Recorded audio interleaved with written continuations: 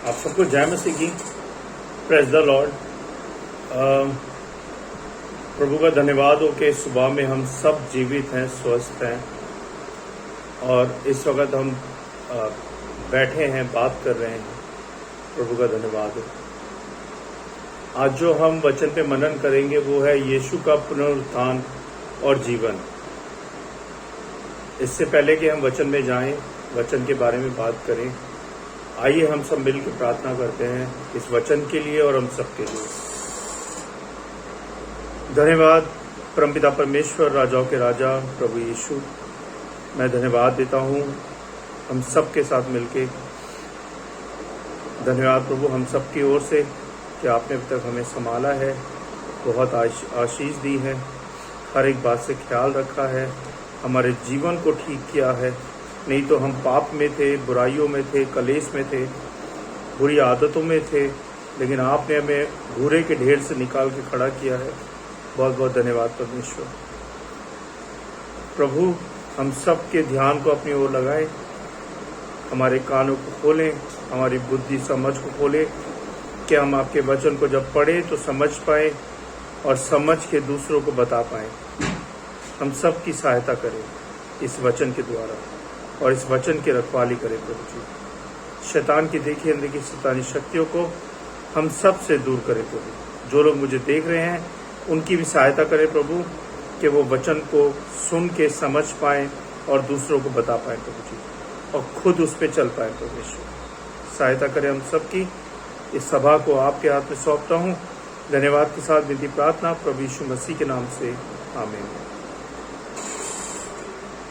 तो आज जो हम स्टडी करेंगे, मनन करेंगे, वो है यीशु पुनरुत्थान और जीवन। यूहन्ना 11 अध्याय 25 पद वचन में लिखा है और यीशु ने उसमें कहा है, पुनरुत्थान और जीवन मैं ही हूं। जो कोई मुझ पर विश्वास करता है वह यदि मर भी जाए तो भी जिएगा। अगर आप प्रभु पे विश्वास करते हैं और अगर आप और हम सच्चे दिल से प्रभु पे विश्वास करते हैं तो अगर हम मर भी जाएं तो भी हम जिएंगे। ये प्रभु का वचन है, प्रभु का प्रॉमिस है, प्रभु के शब्द हैं और प्रभु के शब्द कभी फेल नहीं होते। जब भी किसी की मृत्यु होती है, मरने वाले के सिवा और किसी को पता नहीं है और ना ही पता होता कि मरने के पश्चात उसका क्या हुआ। क्या पता होता है? अगर कोई मर गया तो उसके बाद क्या होता है? किसी को पता है?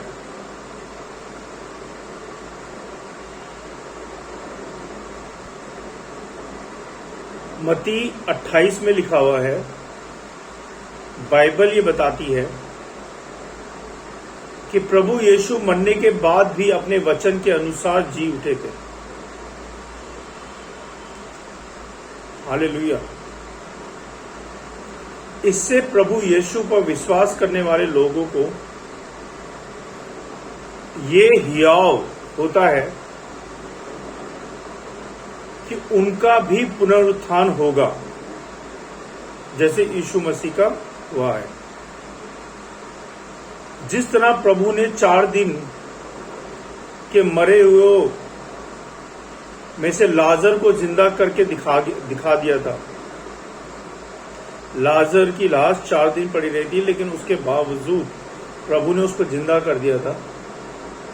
वह पुनरुत्थान और जीवन है। जो कोई उस पे विश्वास करेगा, जो कोई यीशु मसीह पे विश्वास करेगा, वह मरने पर भी जीवित रहेगा। दोस्तों, शारीरिक मृत्यु तो सबकी होती है और वो होगी ही होगी। जो आया है उसको जाना है।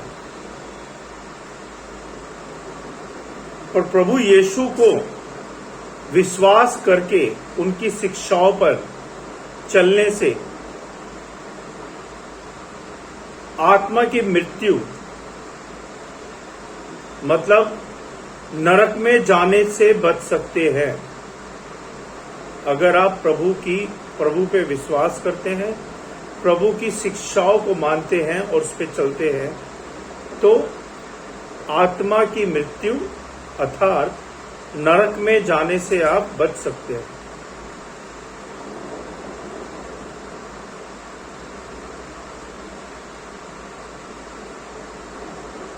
दोस्तों, कानून, संसार का कानून पापी को दंड देता है। तो जरा सोचिए, परमेश्वर का कानून क्या पापी को छोड़ देगा? संसार का कानून पापी को दंड देता है। जैसे कि किसी को फांसी लग जाती है, किसी को पूरे जीवन भर का कारावास हो जाता है, किसी को 1 साल की कारावास हो जाती है। तो जो संसार का कानून है, हाई कोर्ट है, सुप्रीम कोर्ट है, पटियाला कोर्ट है, जब हम कोई गलती करते हैं और मेजर सीरियस गलती करते हैं, दंड मिलता है कि नहीं मिलता? मिलता है ना। तो जरा सोचिए, परमेश्वर का कानून क्या पापियों को छोड़ देगा? मतलब यह है, यदि आप इस संसार में पाप, गुनाह, अपराध करते हैं और कानून के हाथ में पड़ जाते हैं, तो सजा के कारण जीते जी मृत्यु की सी हालत आपकी हो जाती है। होती है कि नहीं होती? जरा सोचिए कि जिस पाप को करने के लिए परमेश्वर ने आपको मना किया है, फिर यदि कोई उस पाप को करता है तो उसके लिए किस प्रकार का दंड होगा? परमेश्वर ने आपको, मुझे, हम सबको पाप करने के लिए मना किया है, लेकिन हम फिर भी उस पाप को जानबूझ के करते हैं। तो सोचिए उसकी सजा क्या होगी। तो वो परमेश्वर ही जानते हैं कि उसकी सजा क्या होगी, क्योंकि आपने परमेश्वर के आगे पाप किया है, उनकी बात ना मान के। यदि आप प्रभु पर विश्वास करते हैं तो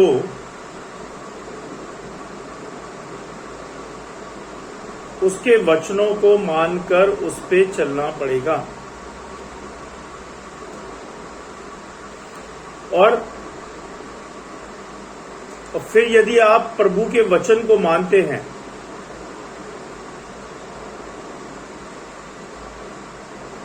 तो 100% श्योर कि प्रभु के वचन के अनुसार आपको जीवन मिलेगा ही मिलेगा, क्योंकि प्रभु जो बोलते हैं वो सत्य बोलते हैं। प्रभु हमारी तरह नहीं है। प्रभु ने जो बोल दिया वही सत्य है। प्रभु के वचन में जो लिखा है वही सत्य है।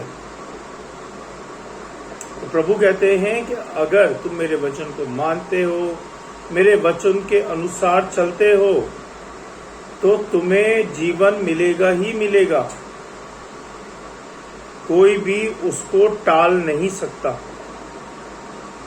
शर्त यह है कि आपको वचन पे विश्वास करना पड़ेगा, प्रभु पे विश्वास करना पड़ेगा, उनकी बातों को मानना पड़ेगा, उनके वचन के अनुसार चलना पड़ेगा। तब जाके आपको प्रभु के ओर से जीवन मिलेगा।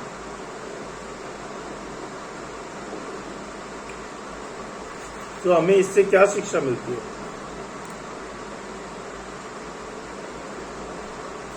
पहली शिक्षा, जो कोई प्रभु पे विश्वास करेगा, है ना, वो मर भी जाए तब भी वो जिएगा। हाँ?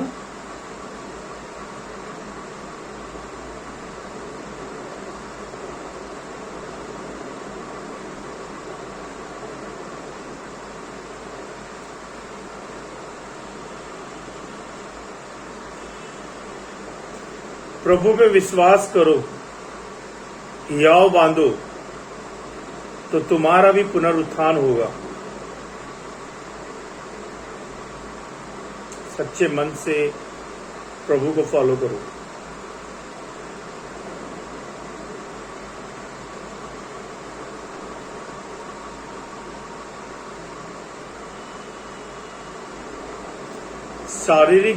शारीरिक तौर पे तो मरना ही मरना है, वो तो कोई रोक नहीं सकता, लेकिन आत्मिक रूप से आप जीवित रहेंगे प्रभु के साथ। अगर आप प्रभु को मानते हैं, विश्वास करते हैं, फॉलो करते हैं, तो आप आत्मा में जिंदा रहेंगे। शरीर भले ही आपका नाश हो जाए।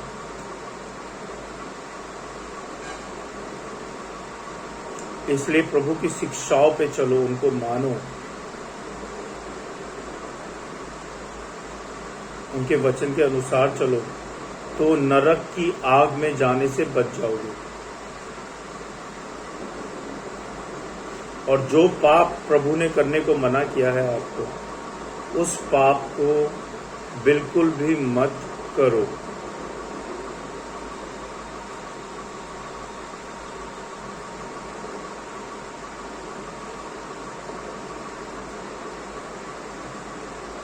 प्रभु ने हर वचन में यही बोला है, मुझ पे विश्वास करो, मेरे वचन पे विश्वास करो, तो तुम जीवन पाओगे ही पाओगे। कई बार ऐसी परिस्थितियां आ जाती हैं संसारिक जीवन में, मेरे और आपके, कि हमारा विश्वास में डगमगा जाता है।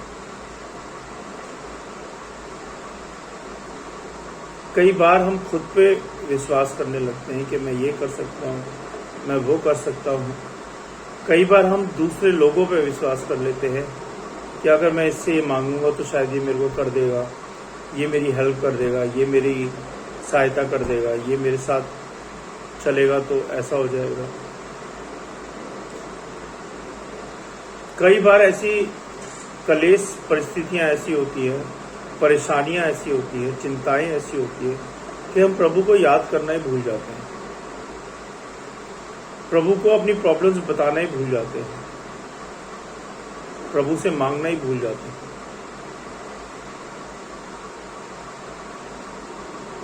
दुआ करना भूल जाते हैं, बाइबल पढ़ना भूल जाते हैं, चर्च जाना छोड़ देते हैं।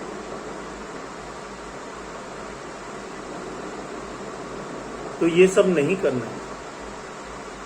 चाहे कैसी भी परिस्थिति हो, चाहे कैसा भी कठिन समय हो, चाहे जितने भी आप कलेश में हो, चाहे जितनी भी परेशानी में हो, प्रभु के नजदीक रहो, प्रभु से प्रार्थना करो। प्रार्थना में बहुत शक्ति होती है। प्रार्थना इम्पॉसिबल को पॉसिबल कर देती है। प्रार्थना से बहुत मिरेकल्स होते हैं, मेरी जिंदगी में हुए हैं। और मैं समझता हूँ जितने लोग मुझे देख रहे हैं उनकी जिंदगियों में भी हुए होंगे, अगर वो प्रभु यीशु मसीह पे विश्वास करते हैं।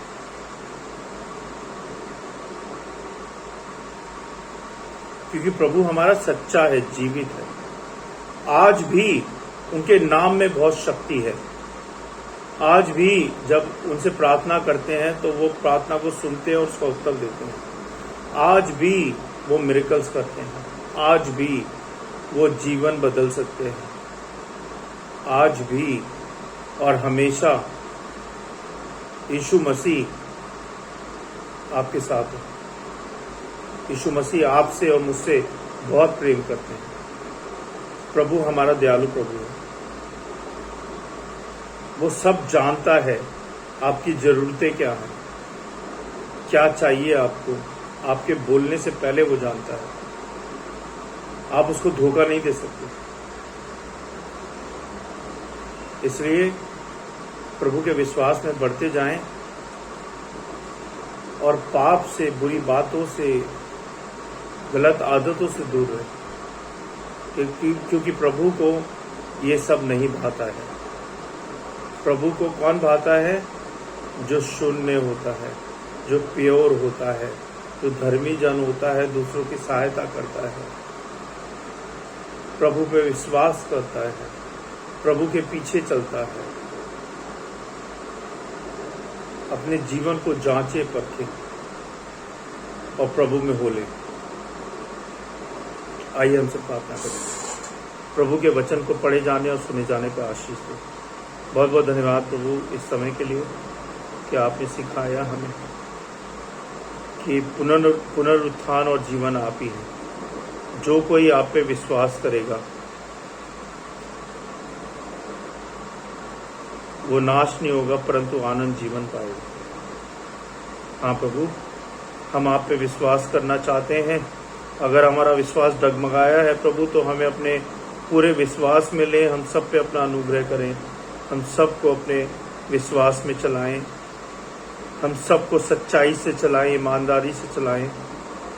हम सबको सहायता करें प्रभु के तेरे वचन के अनुसार हम जी पाएं और उस पर चल पाएं, जिससे कि हम जीवन पाएं प्रभु आपसे।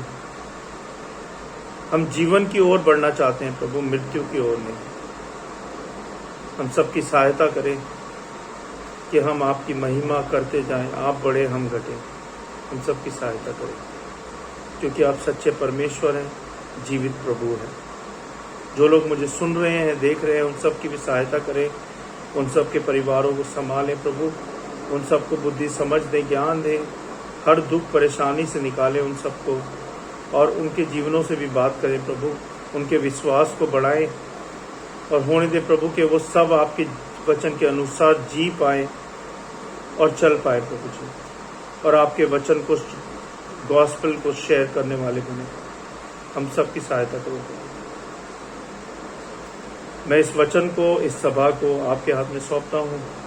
होने दे प्रभु के ये वचन करोड़ों गुना फैले और सब लोगों तक पहुँच पाए। धन्यवाद के साथ विनती प्रार्थना प्रभु यीशु मसीह के नाम से, आमीन। आप सबको जय मसीह की। God bless you all. मैं आशा करता हूँ कि आपको आज इस वचन के द्वारा बहुत बहुत आशीष मिले, आप सबको शांति मिले, आप सब आनंद पूर्वक रहे, खुशी से रहें, अपने परिवार के साथ रहें। God bless you all. Thank you.